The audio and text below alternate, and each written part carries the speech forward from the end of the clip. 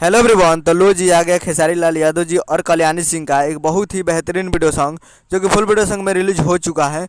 और इस गाने को लिखे हैं कृष्णा बेदर्दी जी और इसमें म्यूजिक दिए हैं आर्या शर्मा जी। और इस गाने को गाए हैं खेसारी लाल यादव जी और शिल्पी राज जी, जो कि आपको स्क्रीन के ऊपर दिखाई दे रहा है। जिस सॉन्ग का टाइटल रखा गया है सुना ये करेजा, जिसका टाइटल है सुना ये करेजा।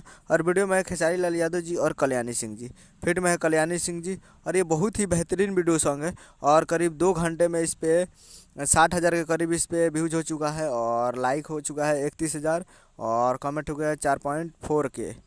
तो बहुत ही बेहतरीन गाना है और बहुत ही अच्छा रिस्पांस भी जा रहा है। अच्छा रिस्पांस का है तो उतना व्यू नहीं जा रहा है, फिर भी अच्छा रिस्पांस जा रहा है। और अभी बहुत दिन के बाद इस पे आ रहा है खेसारी लाल यादव जी गाना, तो शायद व्यू स्लोली है और अपडेट हो जाएगा। यूट्यूब अभी अपडेट नहीं कर रहा है, तो बहुत ही जल्द अपडेट कर देगा।